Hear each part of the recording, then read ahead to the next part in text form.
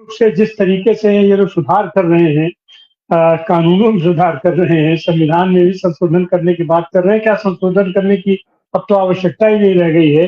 जब ये सीधे-सीधे संघ में शामिल करवा दे रहे हैं पूरे देश को, पूरे अधिकारी वर्ग को, तो उसकी भी आवश्यकता नहीं रही। और निश्चित रूप से आने वाले दिनों में एक बड़ी यूनिवर्सिटी तो भारतीय जनता पार्टी है ही है, और उसमें राजनीतिक अपराध शास्त्र एक प्रमुख विषय के रूप में स्थापित होगा। और अमित शाह साहब उसके सबसे बड़े प्रोफेसर होंगे, और ये विभागाध्यक्ष उसके होंगे। इनके नेतृत्व में एक बड़े विभाग की स्थापना होगी। अब हम चलते हैं जागृति राही जी के पास। जागृति राही जी, आप भी गांधीयन संस्थाओं से लेकर के पूरे देश की स्थिति को आप देख रही हैं, तो इनके तिकड़मबाजियों को आप किस तरीके से देखती हैं? जागृति राही। धन्यवाद आनंद जी। जो हम लोग ये काफी लंबे समय से कर रहे हैं बातचीत, और अरविंद जी से पूरी तरह सहमत हूँ इस मामले में कि ये सचमुच में तो ये कोई राजनीति नहीं है, ये अपराध शास्त्र की गाथा ही लिखी जा रही है 10 सालों से।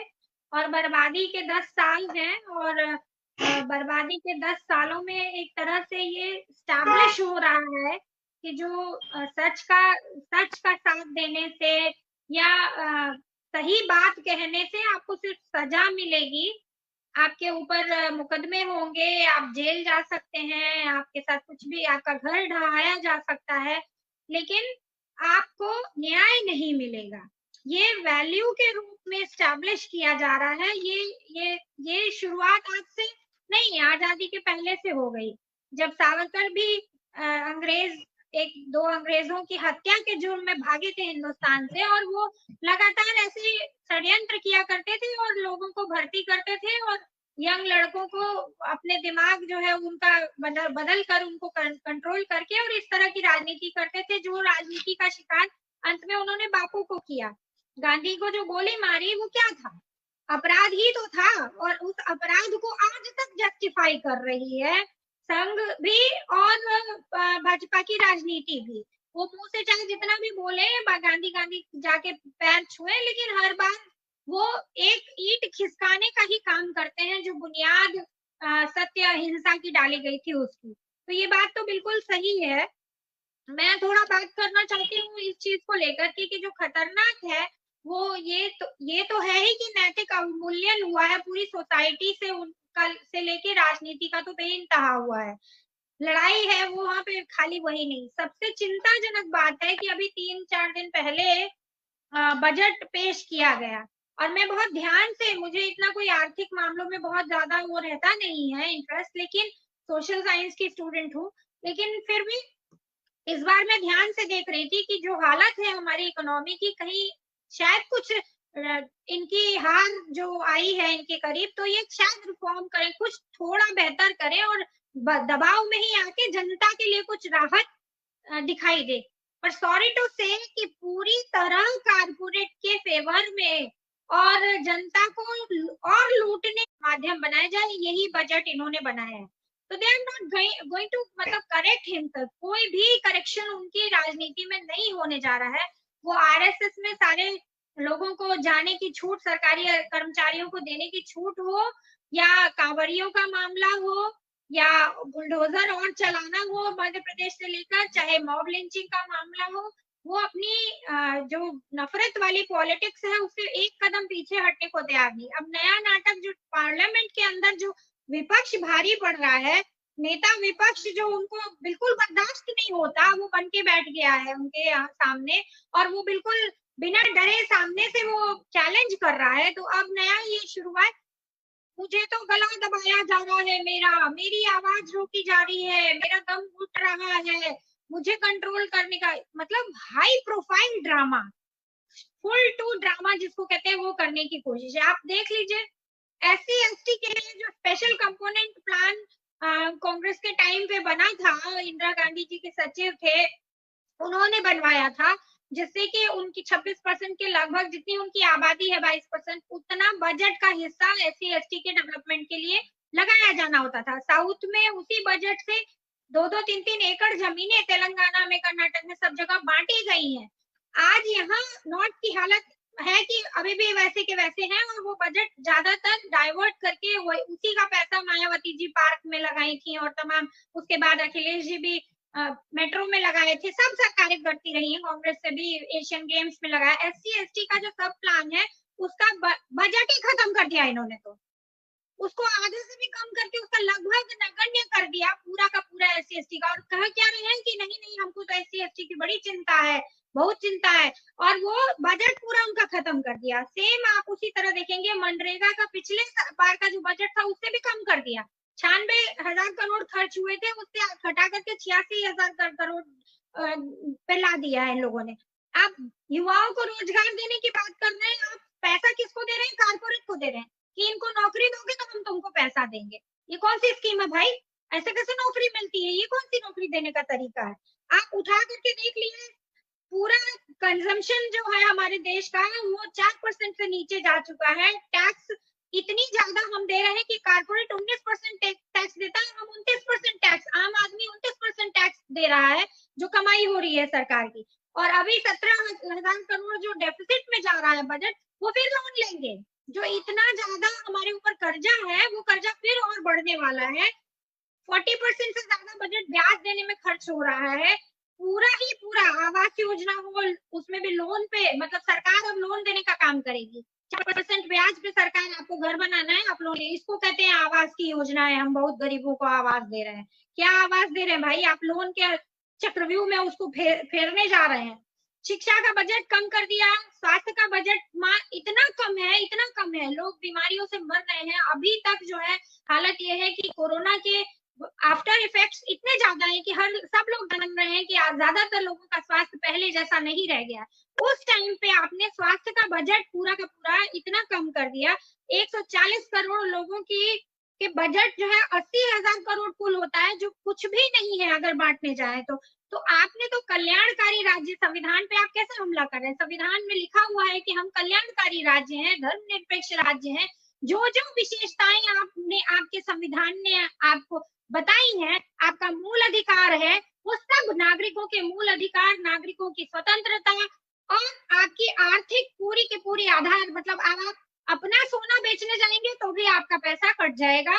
आप अगर अपनी जमीन और अपना मकान पुराना लिया हुआ बेचने जाएंगे तो भी आपका 30 पैसा कट जाएगा। और मात्र 12 लाख तक का पैकेज जिसका तनख्वाह का होगा उसका तो 30% टैक्स में कट जाएगा। ये क्या बजट है? ये किस तरह का मामला है? तो ये सारा कुछ जो है वो मुद्रा योजना जो लेकर के आए हैं, जिसको बोलते हैं हम लोग इतने लोगों को लोन लिए दिए हैं। हालत ये है कि मुद्रा योजना में 95% पैसा केवल 50,000 से कम की राशि का मिला है। तो क्या 50,000 में कौन सा बिजनेस खड़ा हो जाता है? जरा बता दीजिए हमको। 95% पैसा वो बच्चों के नाम पे है वो योजना, जिसमें किशोरों को 5,000 से 5 लाख तक का लोन मिलता है, या तरुण कर्ज में 5 से 10 लाख का, उसको बढ़ा के इन्होंने 20 लाख कर दिया है। लेकिन वो कर्जे का राशि मिलेगा ही नहीं आपको। 95% पिछली बार जब आप 50,000 से कम का लोन दिए तो 50,000 में तो आजकल बच्चों की 3 महीने की फीस जमा हो रही है, 4 महीने की, प्राइवेट में पढ़ाने जाइए तो।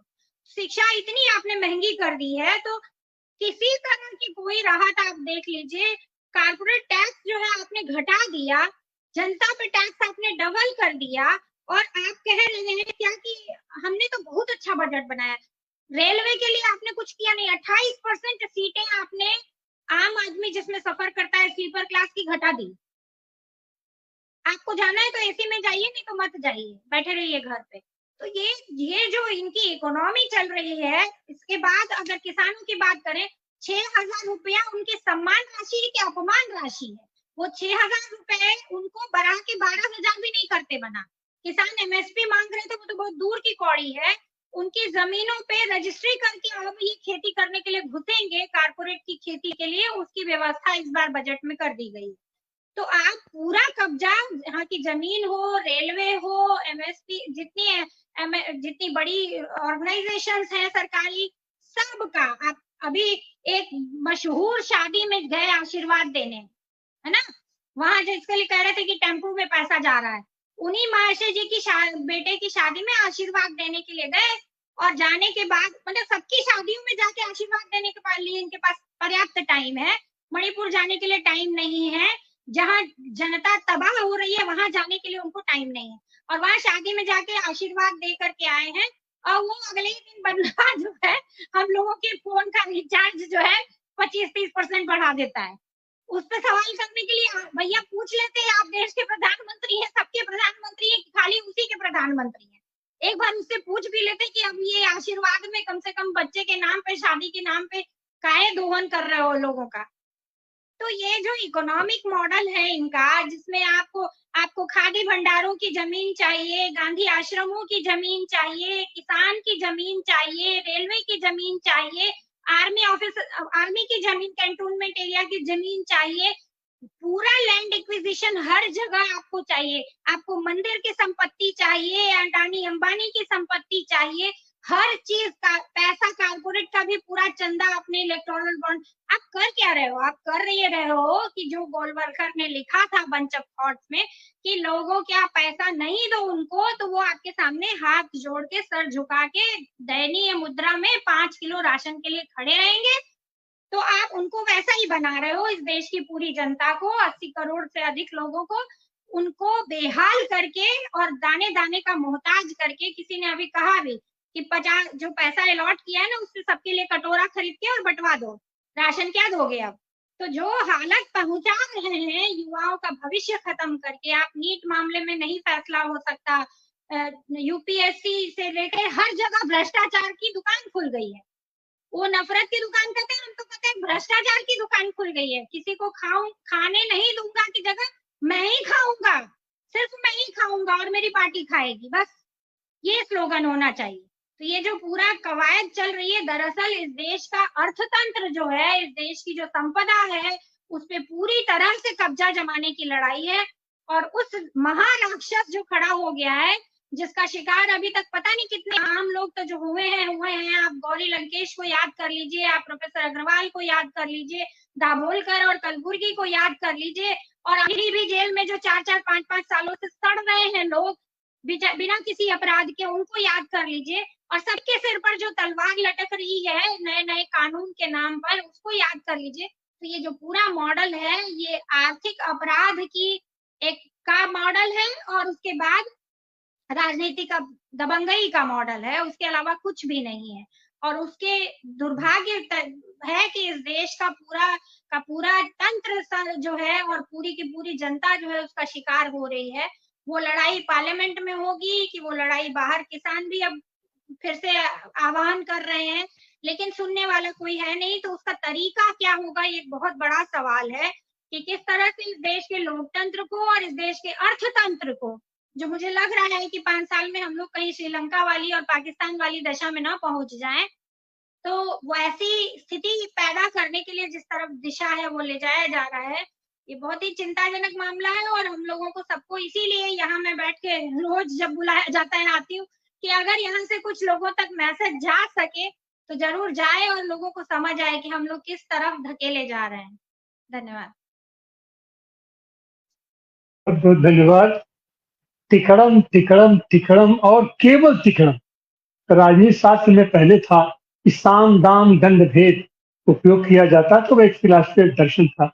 लेकिन इन लोगों ने एक नया दर्शन दिया है कि उससे अलग जाके तिकड़म तिकड़म तिकड़म और केवल तिकड़मों के बल पर हम कैसे सरकार बनाएंगे, हम कैसे सत्ता चलाएंगे, हम कैसे जनता को नियंत्रित करेंगे, हम कैसे जनप्रतिनिधियों को नियंत्रित करेंगे, हम कैसे जनता की आवाज को दबा सकते हैं, हम कैसे जनता को चाशनी में परोस करके कुछ शब्दों को उनके सामने हम परोस सकते हैं। और उसका लक्ष्य केवल यही रहेगा कि हम सत्ता पर काबिज रहे, सत्ता हमारे हाथ में रहे। और सत्ता हाथ में रहने का मतलब है कि पूरे देश की पूंजी हमारे पास रहे, पूरी देश की पूंजी हमारे पास रहे, और वो चाहे जहां से आए, तो चाहे वो विदेशी कारपोरेट से आए और चाहे देशी कारपोरेट से आए। तो इस तरीके से हम आज देश को ऐसे खाई में, गहरे खाई में हम ढकेल चुके हैं, और अभी लगातार उधर की तरफ हम चलते चले जा रहे हैं। वहां से हम कब निकल पाएंगे, कैसे निकल पाएगी?